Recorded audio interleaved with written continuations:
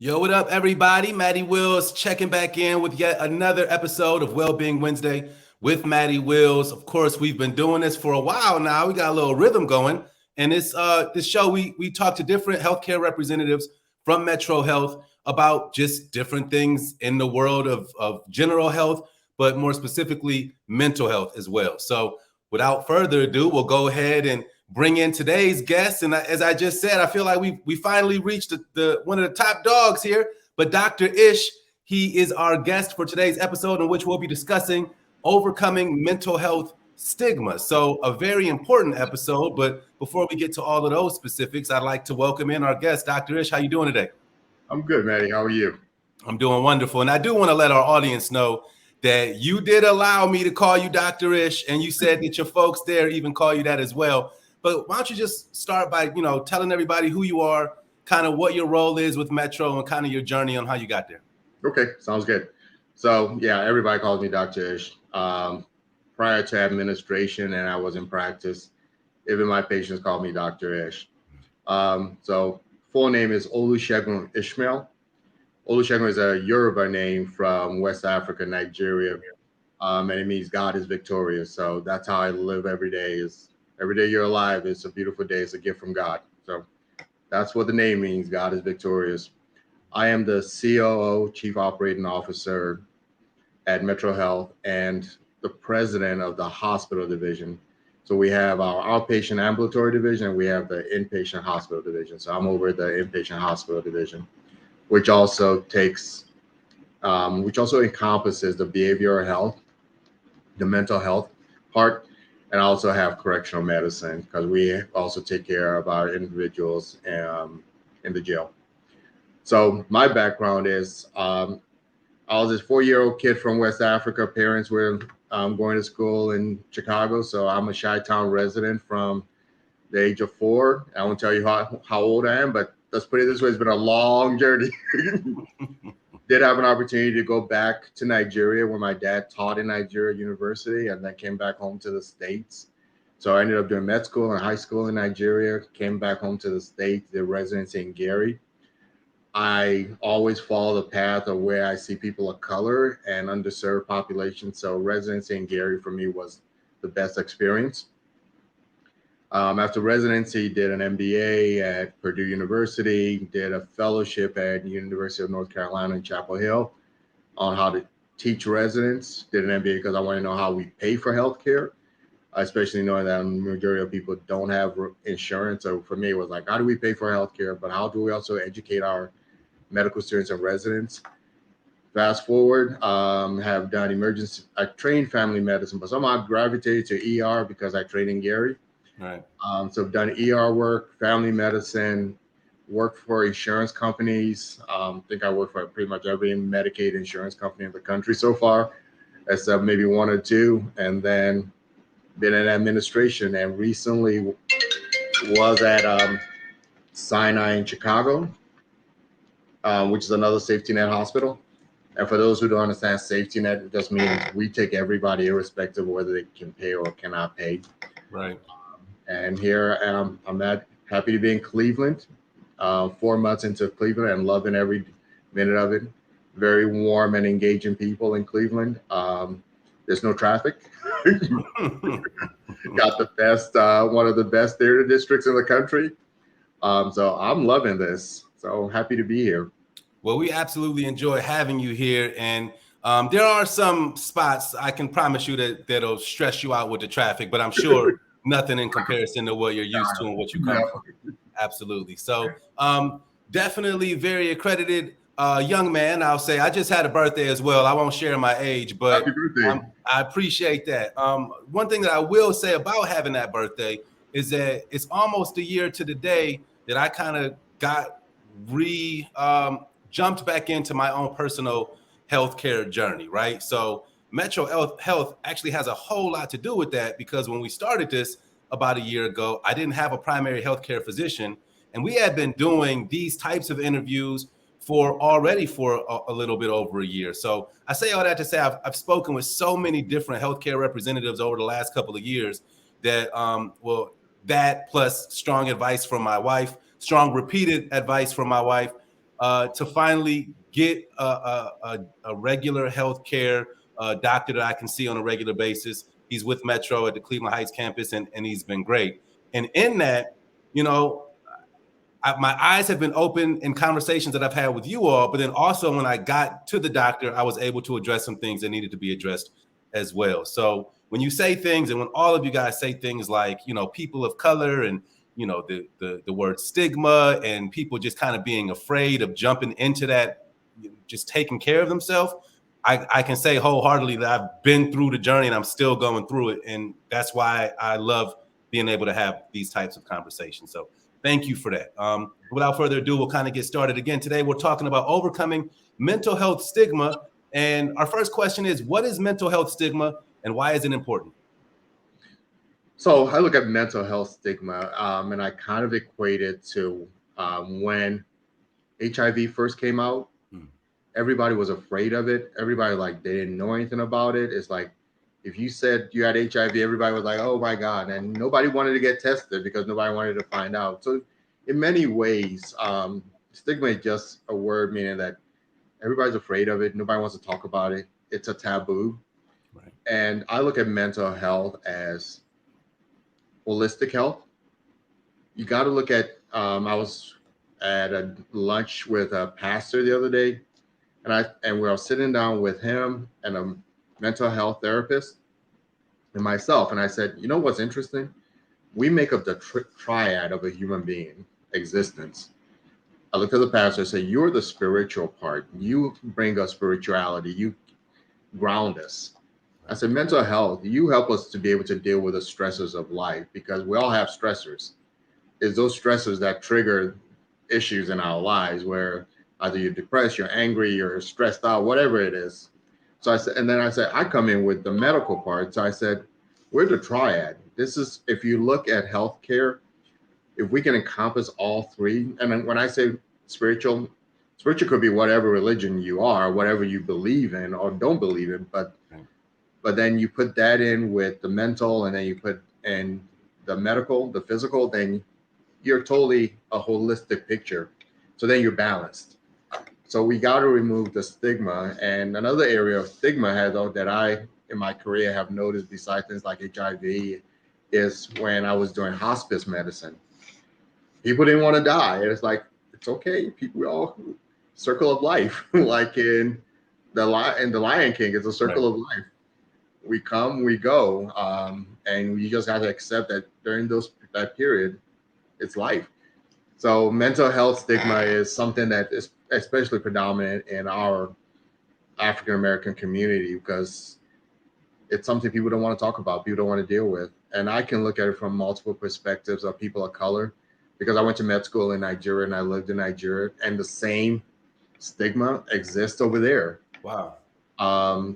Actually, it's worse in the sense that people actually think that people with mental health are possessed, that, or somebody in your extended family is cursing you. It's like, no, it's either chemical or maybe even a structural imbalance in the brain. Or so there are multiple reasons why people have mental health illness. It's not contagious. It's not negative. In Nigeria, for example, and a lot of African countries, the stigma goes to as far as, if I were to come marry somebody in your family, they first ask, somebody in their family have any mental health illness? Because we don't want our kids to have it, our grandchildren. Wow. So that's how bad it is around the world, not just in the United States. But people of color truly push it away. It's like, we don't want to talk about it, we don't want to deal with it. Right. And, you know, I think I read in preparation for this about, what is it, about a third of Black men or Black people will address their mental health, while with white men, I believe it's about 50%. So even when you mention, you know, people of color overseas, what are some things that we can do here and just in general to kind of change the narrative about addressing mental health? I think it's education. The more we make things visible and the more we communicate and talk about it, the more the elusiveness, the scary part of it goes away. Because you imagine, and I'm going to use that HIV analogy again. You remember when Magic Johnson came out and said, I have HIV. then it was like, okay, and he's doing well. Right. The stigma began to like, okay, he came out and he owned it. Right. More people that can come out and own that they have mental illness or mental health issues, the more people are going to accept, okay, if he can come out and say it, then why should I hide it? Or why should I not go and investigate whether I may have something that I need to deal with, either from a therapy or medication standpoint? So, and if somebody comes out and says, if one of our key legislators or athletes or entertainers comes out and say, I take medication every day for my mental health issues, it's okay. There's nothing wrong with it. The moment Magic Johnson came out and said, I have this, people like, okay, then it's must not be as bad as it is. Right. So I think that's one of the things we gotta get people in positions of people who are facing the public to talk about it, whether it's entertainers, whether it's our physicians, whether it's our politicians, to talk about. People have hypertension, they have diabetes, they also have mental health issues. It's okay. Yeah. I think the more we talk about it and engage people and also provide solutions and avenues for people to access care, it'll make things easier and make people be aware that you can talk about it, right, and you can also deal with it. That's an interesting, just example of magic. So, I kind of remember that time of just the entertainment world, but, you saying that the more people that come out and talk about it, it's kind of an interesting time now where we are starting to see more athletes, younger athletes, people that kind of relate to younger people, at least say that mental health is real. Like we've been seeing that more and more lately. So maybe we're on the right track with that. I will say that I feel like my children have more recognition and probably access to things that will help them from their school and whatnot than what I saw coming up in the mid 90s and early 2000s, where that was basically non-existent in any school. I don't even remember maybe even hearing the term mental health until I was maybe close to 30 years old. Small steps. Yep. So what up next, we got, what advice would you give to someone who's struggling with mental health issues, but is afraid to seek help? I think the first thing is, if you got a primary care doc, talk to your primary care doctor, your primary care physician, talk to them about it, whether it's a physician or whether it's a nurse practitioner, or whoever your primary care provider is. I think that's the first avenue to talk to a professional about it. I would say even talk to people in religion about it and say, hey, because I think the biggest problem people have the fear of they're going to be judged. So go to people who are not going to judge you. Right. So for example, I go and see a therapist on a regular basis. I got stresses of running multiple hospitals and physician staff, and I got family that I deal with. I'm married, got kids. So, I mean, there's all kinds of pressures coming in. So I go see a therapist and just sit down and we talk through stuff. And so I think the first step is find that primary care provider that say, hey, this is the things that are going on in my head. This is what I'm thinking. It may be something simple that you just need a therapist for. Maybe something that you may need medication for. But I think the first step is acknowledging that. It's kind of, I always say to people, like, if you think it, ask the question. Right. So when patients used to come to me and when I was doing primary care and say, well, I'm not sure, but I think I have a drinking problem. And I say, if you're thinking that you have a drinking problem, you probably have a drinking problem. Right. So like the patients that come into the ER and say, well, I think I may have an STD and it's burning. Well, if you think it, you probably have it. Let's test for it. So if you think it, explore it. Don't hide behind a veil and try and push through it. That's why we have professionals out here to help. Absolutely. And, we're now in this social media age where, you don't even really have to be an entertainment star to have influence. Exactly. So let me ask you this, with your example of Magic, and we all know his story, how would you go about encouraging people to share their stories, whether it be through social or through family or whatever? So one of the things I do is when I see patients and we've diagnosed them with, tell your family. Hmm. First thing, tell your family that I have this diagnosis, I'm doing this, or I'm taking this medication, so people are aware. For me, it's all about communication. The thing that binds us all together is the more we talk to each other, the more we understand each other and what's going on. Hold on. Sorry, my computer went off freeze. So listen, you are the boss. So whatever you saving lives right now. You don't have to explain or apologize to us, man. We will wait. no worries, thanks. So the one thing I do say, number one, is communicate. Then the more people are talking about the conversation, and you get people who are, and I may have a conversation with somebody and say, don't hide your voice, speak your truth. That person I may not realize that they may be a TikTok star.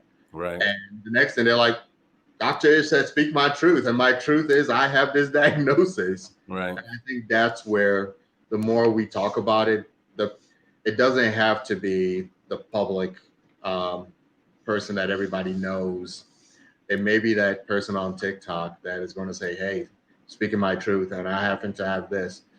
Or I even thought about suicide, or I've thought about doing X, Y, and Z, and then saying, this is how I figured out how to deal with it. This is how I figured out how these other people have helped me through my struggles. So I think the more we begin the conversation as a community, absolutely, the more people, because you don't know who is that TikTok star. Right. And who they know, even if they're not on social. Just exactly. You know, we all come across so many people on a daily basis, and we have conversations that we may think are meaningless on a daily basis, but you never know which one might actually help save somebody or save their life. Dr. Ish, we'll get you out of here on this. Where can people go to learn more about mental health and find resources to get help? So I always say first thing is your primary care provider. Just like you said, you have a primary care provider now. And it's funny that you said your wife had to push you. I remember when I was in practice, I always used to look at the spouse and say, this dude, you need to drag him in. It works. And it works. Yes. It's like, and here's his medication. This is how he needs to take it. I always joke around with people. I said, there's a reason why God gave us women in our lives. Because they're our mothers, they're our wives, they're our sisters.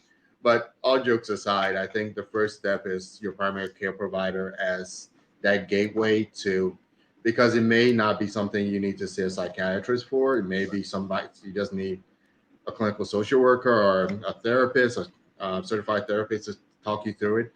Even going to some hospital like our system, going to our website and doing a search would help. And sometimes even just calling a nurse advice line. And for suicide, there are suicide lines when you think the pressures of the world is just so hard. I can't deal with this anymore. For me, it's always sad when you hear about somebody taking their life, because I looked at that life could have invented the next wonderful thing in the world. That was like brought a smile to somebody's face every day. Yep. So there are multiple avenues. One, your primary care provider, going to even asking friends and family, because you'd be surprised that just because they don't tell you that, like people would like, oh, Ish sees a therapist? Yeah. Right. And I've referred my therapist, I referred him to say, hey, you need to call this guy. Say, hey, talk to this person. So a lot of times it's just, once again, it's back to that ask a question. Do an online search, go to health systems like Metro, go to our website and do a search. We have a whole department that's all we do is around mental health and behavioral health issues.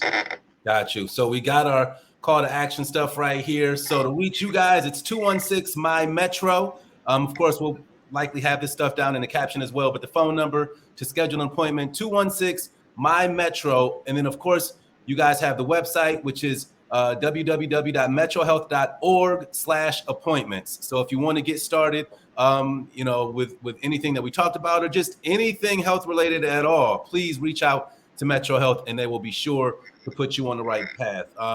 I just gotta say, this is one of my favorite interviews, and I'm not saying that lightly.